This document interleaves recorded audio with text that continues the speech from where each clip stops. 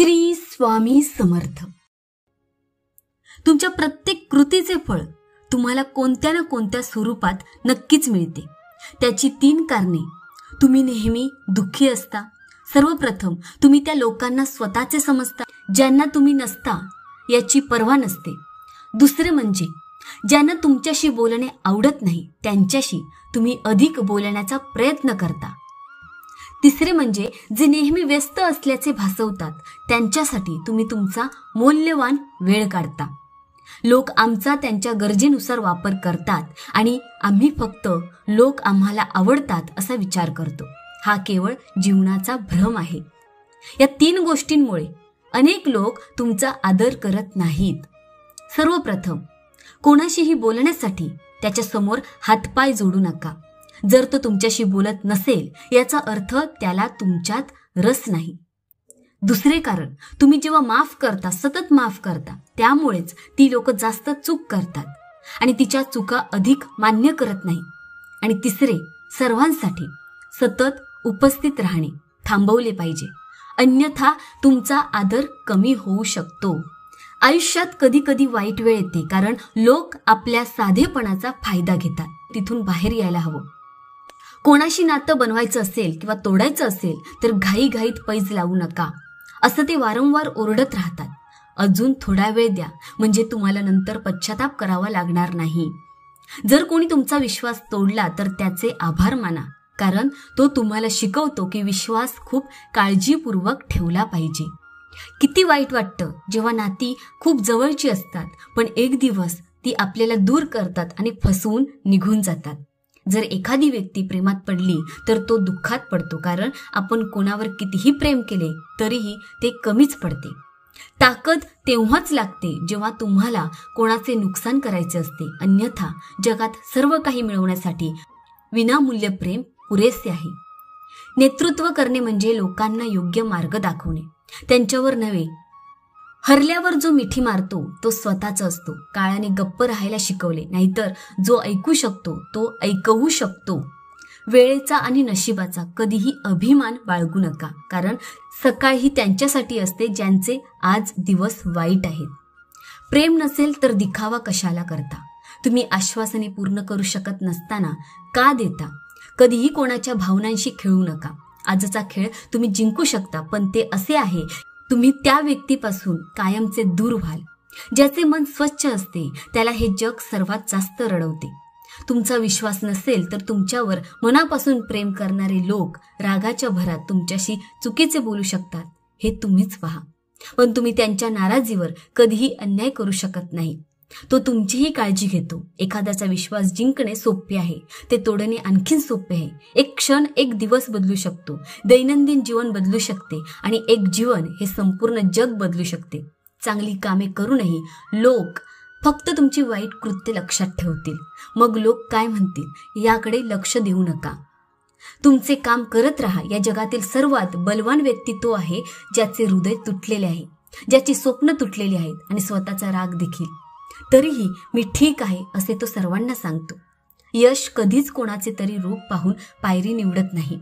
आयुष्यात तुमच्या कोणत्याही कौशल्याचा कधीही गर्व करू नका, कारण दगड पाण्यात पडला की तो स्वतःच्या वजनाने बुडतो. ज्या क्षणी तुम्हाला अडखळते त्या क्षणाला वाईट बोलू नका, पण त्या क्षणाची कदर करा, कारण तो तुम्हाला जगायला शिकवतो. खरे नाते हे एका चांगल्या पुस्तकासारखे असते. कितीही जुना झाला तरी शब्द बदलत नाही. शांतता कुठे आहे, मन कुठे आहे, जीवन माझे आहे, निर्णय सुद्धा माझाच असेल.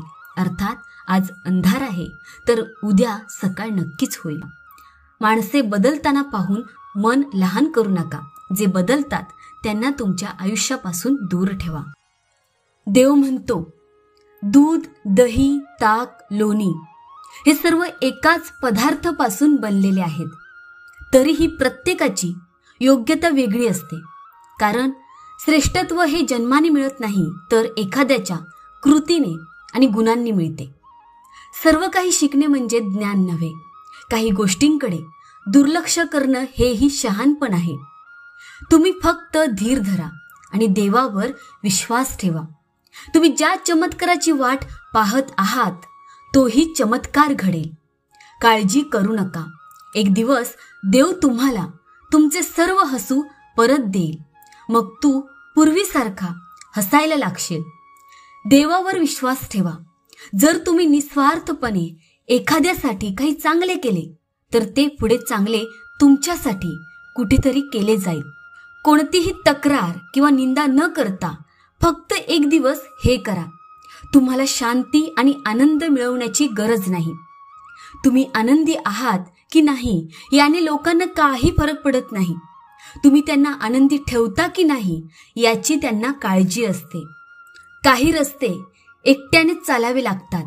मित्र नसतात, कुटुंब नसते, फक्त तू आणि तुझी हिंमत असते. माणूस कितीही सुंदर असला तरी आपल्याकडे आकर्षित होतो, पण आयुष्यात तो आल्यानंतर त्या माणसापासून दूर जातो. त्यामुळेच कधी कधी कोणाला तरी पुन्हा पुन्हा पाहण्याची तळमळ असायची, परंतु आजपासून त्यांना बघावंसं वाटत नाही. कधी कधी त्यांचे बोलणे गोड वाटायचे, परंतु आज त्यांचे शब्द कटू वाटू लागले. इथे दोष नात्याचा नसून मनाचा आहे, कारण मन खूप लवकर नाराज होते. जोपर्यंत ते सापडत नाही तोपर्यंत ते त्याच्यासाठी सोने असते, पण सापडताच त्याची माती होते. प्रत्येक काम करताना मी करतोय असा विचार करण्यापेक्षा देव करत आहे असा विचार करा. विश्वास आणि कठोर परिश्रम न करता घाईने केलेले काम या दोघांचा निकाल म्हणजे फसवणूक.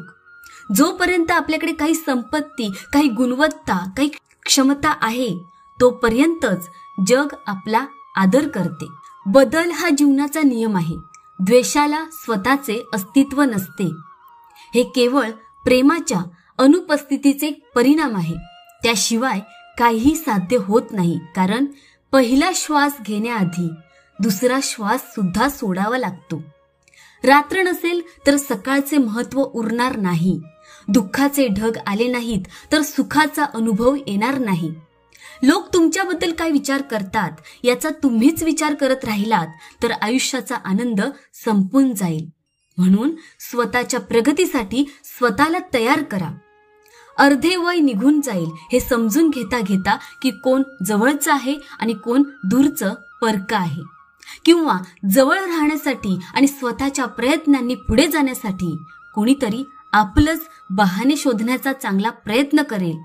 मित्रांनो, स्वर्गात सर्व काही आहे पण मृत्यू नाही. गीतेत सर्व काही आहे पण खोटे नाही. जगात सर्व काही आहे परंतु कोठेही शांतता नाही. आणि आजच्या माणसाकडे सर्व काही आहे पण संयम नाही. हार मानणे, रडणे ही काही मोठी गोष्ट नाही आहे. प्रत्येक जण परिस्थितीतून येतो आणि रडतो. जेव्हा कोणाला समजून घ्यायचं नसतं तेव्हा आपल्याला समजवण्याची काय गरज आहे.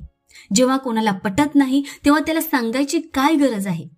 ज्या नात्यात एकमेकांच्या भावनांचा आदर नाही ती नाती जबरदस्तीने टिकवण्यात काय अर्थ आहे.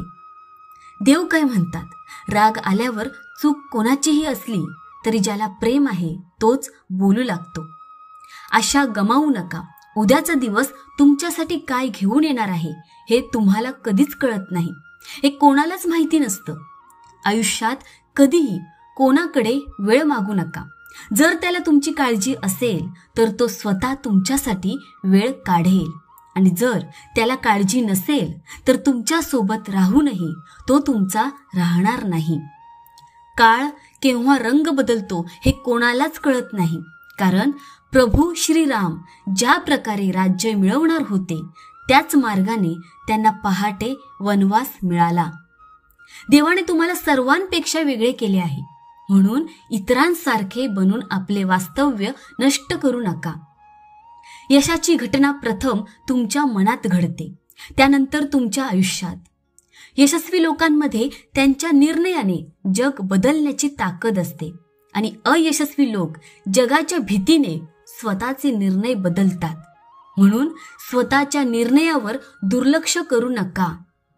लोक खूप प्रयत्न करतील मातीत गाडायचे, पण या सर्वांची सवय करून घ्या.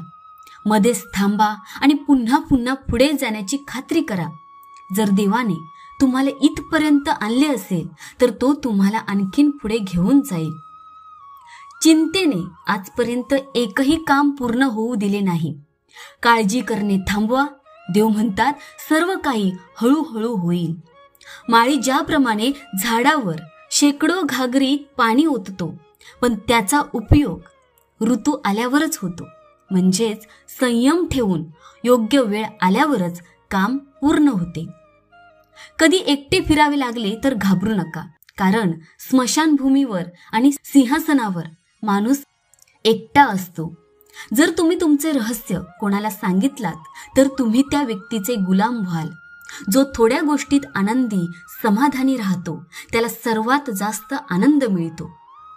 अनेकदा आपल्याच लोकांचे शब्द इतरांमध्ये इतके जबरदस्तीने बोलले जातात की डोळ्यात पाणी येते. तुम्ही कितीही सहन करत असलात तरी तो तुमच्या निर्णयाचा परिणाम आहे, आणि ज्या दिवशी तुम्ही बदलाल त्या दिवशी तुमचे आयुष्य बदलून जाईल. माणसाला गर्व नसावा की माझी कोणाला तरी गरज भासेल आणि प्रत्येकाला माझी गरज भासेल अशी आशा नसावी. जीवनात यश येते जेव्हा तुमची स्वप्ने तुमच्या बहानेपेक्षा मोठी असतात.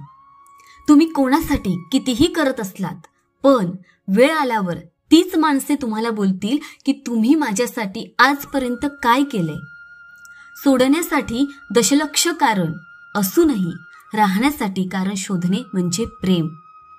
माझ्या वेदना हसण्याचे कारण असू शकते, पण माझे हसणे कधीही कोणाच्या दुःखाचे कारण होऊ नये. देवा, तू सदैव माझ्या सोबत आहेस, सर्व काही छान होईल. आत्मविश्वास ही अशी शक्ती आहे जी वादळे मिटवू शकते. मार्ग शोधावा लागेल. आपल्याला पुन्हा वेळ देण्या इतका वेळही वेळेकडे नसतो. दुःखी असणे म्हणजे वेळेचा अपव्यय आहे. वयानुसार आणि परिस्थितीनुसार माणसाचे चेहरा आणि रूप बदलत जाते. म्हणूनच तुमचा आवाज सुंदर ठेवा. तुमची इच्छा असली तरी लोकांची तुमच्याबद्दलची धारणा बदलू शकत नाही. म्हणूनच तुमचे जीवन शांततेने जगा आणि आनंदी राहा. तुम्ही प्रयत्न करता तेव्हा काय होऊ शकते हे तुम्हाला माहीत नाही, पण तुम्ही प्रयत्न न करता तुझं काही होणार नाही हे मात्र नक्की आहे. तो जे करू शकत नाही ते त्याने केले. माणसाला जे करता येत नाही ते अनुभव माणसाला जे करायला हवे ते करायला लावतो.